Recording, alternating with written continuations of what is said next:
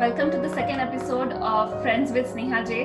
Hi, we have my friend, my publishing coach, and best-selling author of 2 books, Aditi Wardhan Singh, with us today. Thank you. Thank you for having me, Sneha. I'm so excited to join and have a chat with you. Thanks, Aditi. First, before we get started, let me showcase your books. One is... Thank you. Yeah, I have Sparkles. And Strong Roots Have No Fear. Yes. Aditi, tell us about, I get so inspired ever since I have known you. Tell us about who has inspired you to become this creative and kind person that you are, and such an inspiration. Well, creative and kind person, I guess it's my mother, I have to say. She is a person who constantly wants to learn new things, things for people. She loves making people happy. So she loves looking for them and doing things and trying new things. I think that's like genes, because I think on my mother's side has that, reinventing yourself, as they say. It's a little bit of a problem, blessing and a curse, I think, because wherein like you and I always discuss, we're multi-creatives. Right. We like multiple things, and then we have to like realign ourselves and refocus. But yeah, of course, she's the first person. And then I have a college friend called Parul Agarwal, and she was in this field of writing books. Like, she was the first person I saw online, thank God for social media. And we reconnected. We weren't very close in college, but then I saw her work and I was like, okay, wait a second, if she can do it. And that time I was blogging. I was just blogging just for, having fun and doing things. Sorry. It's okay. But yeah, when I saw it, I was like, wow, that's incredible. And then I kind of started learning more about the process of writing. And I've always been a student of writing, so that's there. And as far as being kind, yes, I get it. The kindness, I get it from people who have touched my life as such. Like we say, karma, it keeps going on in circles. So I hope that whatever I give keeps getting moving forward as such. Nice. So, Strong Roots Have No Fear. Let's talk about that book first. Where did it come from, or what was your thought process when you got started with that book? Wow. So it's been a while. So yes, it's been a while. When I started writing, I was first writing random things. I was just writing about my life. My speciality, as I would say, is slice of life. So I kind of like taking moments and taking the positive or the lessons out of it. And that's where my blogging journey began, and I used to write this stuff. And slowly but surely, when I became a mother, I realized that there are so many struggles that parents like us are struggling with, and people don't talk about it. We talk about the small things, like oh, my kid is not pooping, or those kind of things, but you don't talk about the gritty. If two mothers interviewing each other, poop has to show up. So yes. Oh gosh, this made me remember of a movie scene where the mothers are discussing about it. What color is it? But yeah, coming back to this book is that I was really moved by the writing, the journey my writing was taking, evolving too. And again, like I said, being a multi-creative, I had a million ideas. And then I was like, what do I do? Which book should I write? And I was like, no, I have to write a book now. It's a natural evolution. I have a publishing magazine. We are publishing articles online, but I want to move to print eventually. I don't want to do magazines. I want to write books where, people can carry a friend with them. Because that's how my love for books began, because I was a lonely kid on the whole, and books were always there with me. So I wanted to have that. And then with so many ideas, I was like, wait a second, what do I want to write? So like, I remember you and I have had this conversation, like, what should you put in? This is a morbid suggestion I give to every author who wants to first move into writing a book is, if tomorrow you died, what is the one thing you want to leave behind? What is the legacy you want to leave behind? What is the first book So because the first book is usually not the one that will make you successful. You have to be really, really working way before in marketing before you can make your book successful. But the book means a lot to you, right? Because that's your first book. It's like your first baby. That's, writing a book is pretty much like a baby. It's painful. Again, long story short, Strong Roots Have No Fear is my journey growing up as a third culture child, and how that helped me relate better to my children who would have things like, I don't want to speak Hindi, or things like, I don't want to be boxed, I'm Indian and American, and I would tell them, no, you're both of those things. You can't say that I'm half this and half that, because that tends to imply that they are not whole, right? And I think these are small ideas that a lot of parents don't think of. A lot of parenting books are science-based and psychology-based, and I believe that parenting has to be intuitive. Now, I never say I'm a parenting coach or I'm a parenting expert, because the book is full of my experiences, but I feel it's important for us to be mindful in our journey. And I think my book fills that space where when you read it, people have mostly come back to me and said, you know what, it reminded me of my childhood. And I think about, oh, this is why I do this with my child now. And it just helps them be more mindful. And I think that's important, because a lot of books tell you what to do, but that's not going to necessarily apply on your child. And that was what I wanted to do with my first book. And that's where Strong Roots Have No Fear came from. And the name also came from the fact that I had a turbulent life, but I was always rooted in my value system. And I want the same for my children. Nice. So I lived in Vegas when I had my children, right? And I was a little bit removed from my roots at that point. There were not a lot of Indians around and things like that. So the initial years of parenting, I struggled a little bit with owning my own roots.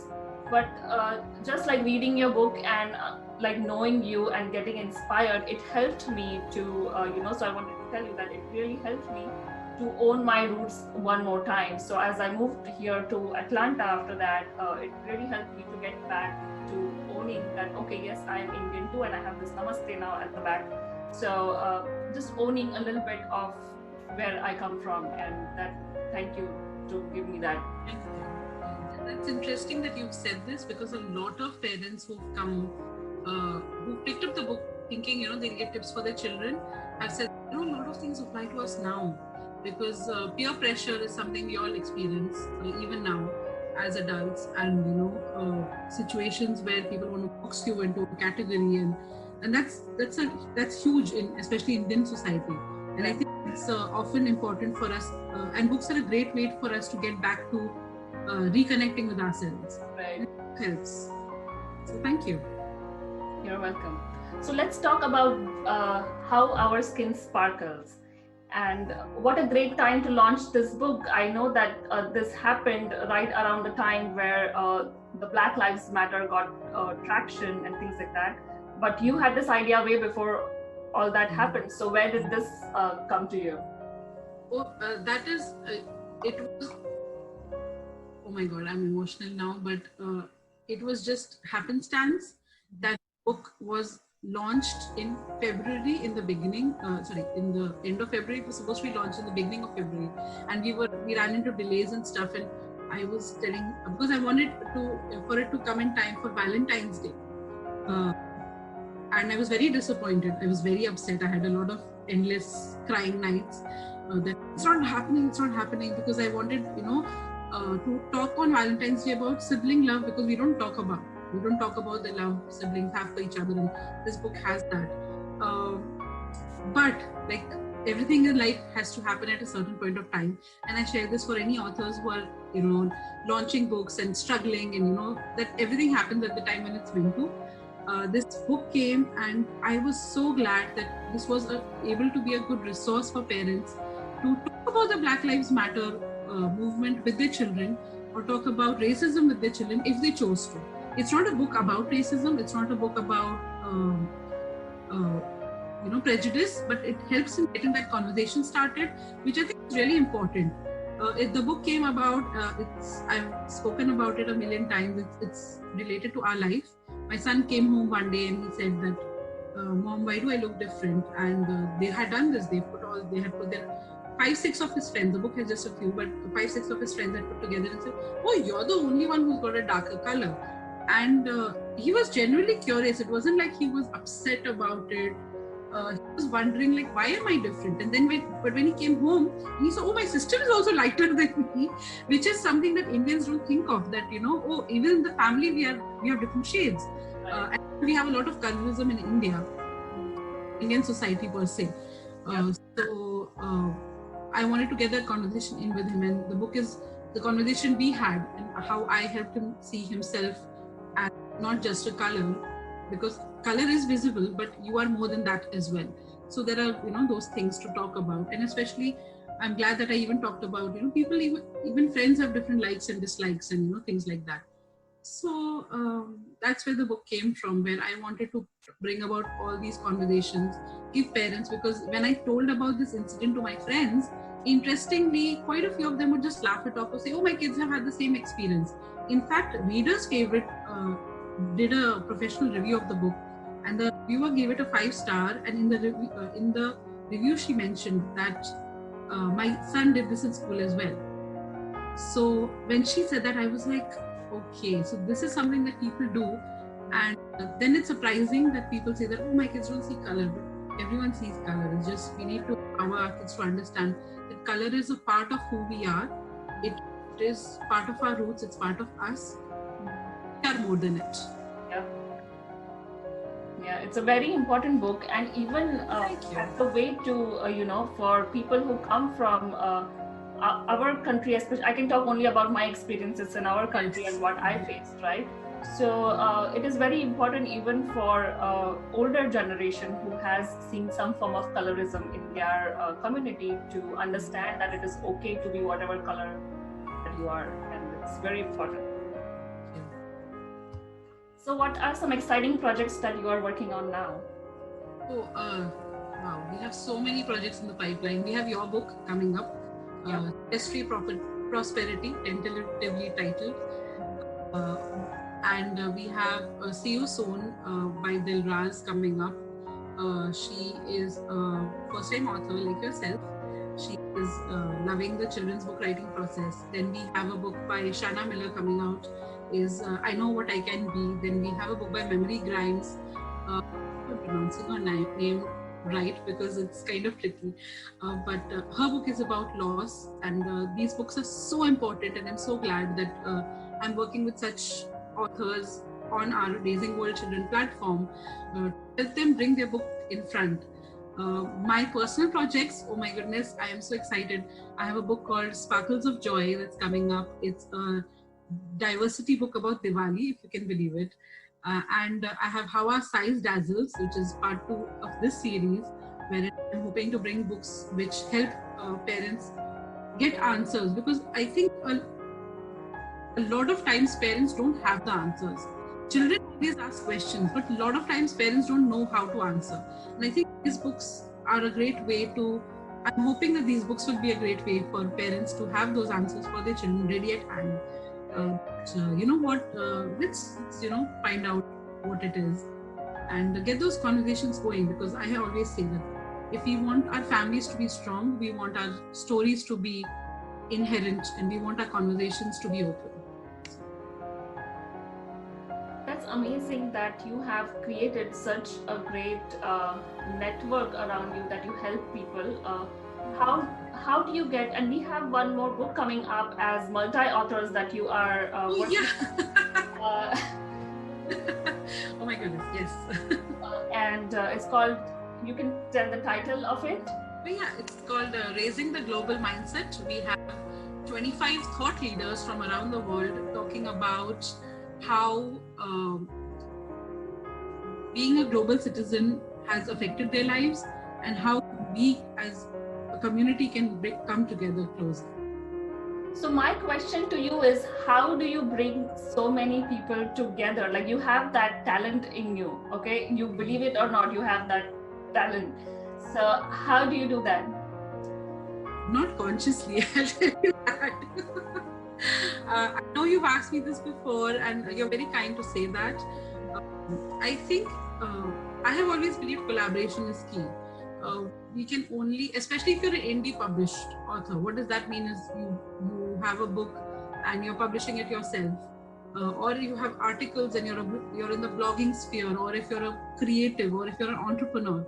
I think I truly believe that we need to all band together, because there is enough space, there's enough eyes that can come on our work, but it is even better if we can rise with each other rather than against each other. So I think I don't know. I think that's what I believe. That comes naturally to you. We'll stick with that. Sorry, what? It is something that comes naturally to you. Maybe that's true. I have actually been kind of like that, but then yes, as far as my online work and the publishing work goes, that is true. That I do believe that we need to support each other. So if I see someone doing a workshop or something like that, I personally may not be able to attend it, but I try to share it and I talk about it to friends. Sometimes I don't even post about it. I'll tell friends about it. Oh, you know what, this is happening, or you know what, this is happening. And of course people get to know that I'm sharing the work, and I think it's just, and I always believe give more than you can take, because the world is full of takers. We have enough takers, right? And I think that's what's different. I think maybe I never I'm rarely the person to say, hey, you know what, I have this, can you buy this, or can you share this, or can you do this.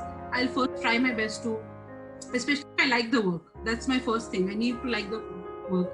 I need to believe in that person, and then I support that person completely. And then that is not conditional. That is, I am going to support that person whether that person supports me or not. Of course, if eventually they completely stopped interacting with me, then I have a line where I cut it off and saying, okay, fine. All our boundaries. Some space from me. But yeah, so that I think is what collaboration is the key, and key to rising together and give more than you can take.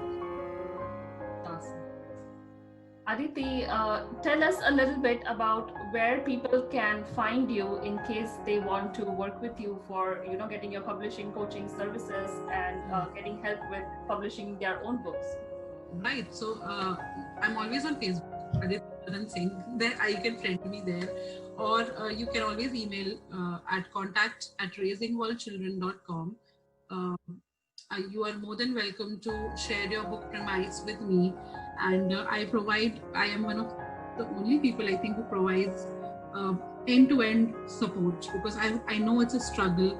I know we don't have the time to learn everything.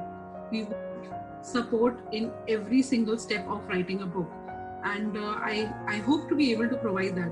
Sneha, you work with me. I think this is where you give me a little bit of a let people know that what kind of support I've been able to give to you, because I truly believe that I was lost. Even though I had help, I was lost in a lot of portions, and I hope that we can, I can help people finish the work before, so that it's not just a bestseller, it's a book that sells. So that's two different things. You've been an amazing support system, right from helping me outline my book that was always in my head, to being accountable for me to write, because how not so focused I am, as much as I promote stress management and all that. I'm also multi-passionate and I can go in all different directions. So you have helped me to stay on track and finish it. So I am just 2 chapters away from finishing my first draft, and I'm so happy because I haven't been able to do that in a long time, is to finish that draft. So I'm really, really thankful to you. Thank you. I'm just glad, because I've been reading your work, and I am so happy that we are bringing such a book, that I have played the small part in bringing this book out there. I know we are at the first draft. It's going to be probably a couple of months more, but this book is needed. This book is important, as are all the books that I'm working with. I'm so glad that I am able to be that, that small stepping stone wherein, such books can come out and be shared with families who are multicultural in nature, and, who need the support, because everyone needs support of some kind. And books are a wonderful way. I mean, I think I'm passionate about a lot of things, but books, I think, will always be my number one love. And I'm glad that we are able to do this together. Aditi, thank you so much for being here today. Just before we say goodbye, if you had one message to share with everybody today, what would that be? Wow. Since your platform is about stress-free management, let me talk about that a little bit. These are trying times, guys. I know we are all struggling. Take the time to be okay with struggling. I know we all feel that, oh no, I'm feeling lazy today, or I'm not feeling it today, or whatever, and I need to get back up on the horse. But sometimes you need to also give yourself that rest. If you are a professional working a 9 to 5, you need the break. On the weekends, you don't need to go outdoors and do things. This time has made us realize more than ever that we need to reconnect with ourselves first. If you're a creative person who is working in the online field, you need that time away to get more creative. Trust me, I recently took a week off and now I'm full of ideas again. And now I started working on a fiction book for adults, which is incredible for me because that's something my husband's been pushing me. And I did have an idea, and the time away is not you being lazy, it's not you being not doing anything. Don't take it as negative time, take it as positive time for reconnecting yourself. And I hope you all have good health and happiness and wonderful moments of joy even in these difficult times, because I know it's difficult, and I'm glad that Sneha has brought these conversations forward so that you guys have something else to do. Thank you, Aditi, again for such a wonderful message and for spending your precious time with us. Thank you for having me. Thank you for all of you who are listening. And I hope to hear from you. Visit raisingworldchildren.com for articles on everything pretty much that are related to multicultural living. Awesome.